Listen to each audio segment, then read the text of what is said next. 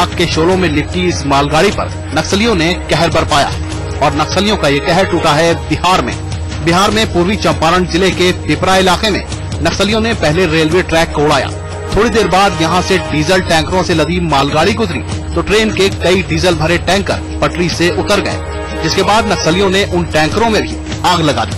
चिंगारी मिलते ही डीजल से भरे टैंकर धधकते शोलों में बदल गए। मालगाड़ी से डीजल से भरे करीब 12 टैंकरों को नक्सलियों ने फूंक डाला।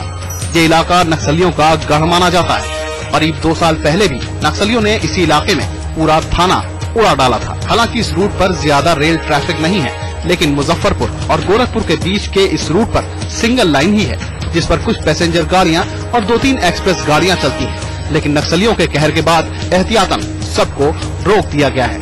मोतिहारी से सचिन के साथ पटना आज तक।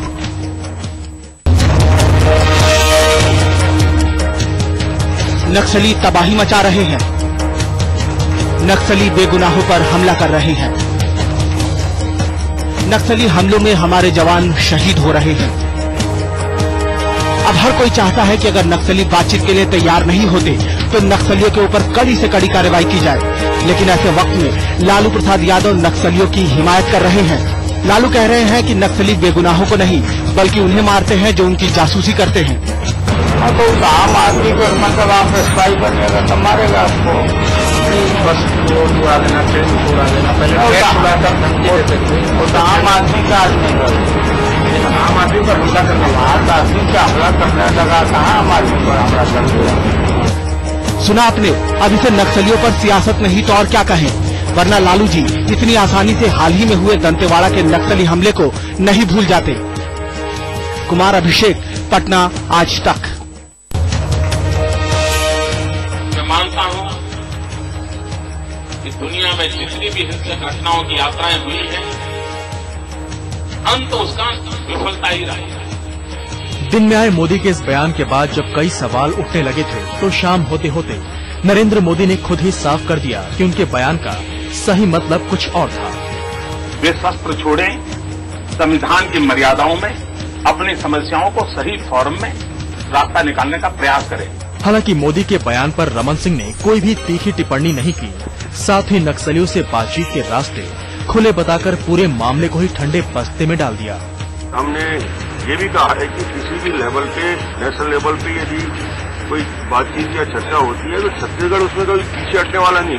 नरेंद्र मोदी ने बातचीत का जो शिगुफा छोड़ा है, उससे उन नेताओं को जरूर हवा मिल रही है जो अब तक केंद्र और राज्य की नीति से अलग हटकर बात करते रहे हैं। अलीगढ़ से आशीष जोशी के साथ रीमा पाराशर, दिल्ली आज तक। रुचिका को इंसाफ मिलने का दिन था। कोर्ट को सुनाना था अपना फैसला। अदालत खचाखच भरी हुई थी। फैसले का दिन था, लेकिन राठौर बेफिक्र था। वो कोर्ट में अपनी पत्नी के साथ ऐसे बैठा था मानो उसे कोई चिंता ही नहीं है। कभी कभी वो अपनी पत्नी से बातचीत भी कर रहा था। दोपहर के 2 बजे थे कि कोर्ट रूम में जज आए और उन्होंने बस इतना कहा कि इस केस पर फैसला 25 मई को सुनाया जाएगा। In such lengthy cases, such important cases, lengthy orders delay हो जाती है जजमेंट लिखनी। ऐसी कोई बात नहीं है। जज साहब ने सिर्फ यही कहा है कि मैं 25 को सुनाऊंगा फैसला। तो why we should be afraid of such things? फिलहाल रुचिका का गुनहगार राठौर खुश रह सकता है, लेकिन 25 मई को जब फैसला आएगा तो उसके चेहरे से मुस्कान हट जाएगी। सत्येंद्र चौहान के साथ भूपेंद्र नारायण सिंह, चंडीगढ़ आज तक।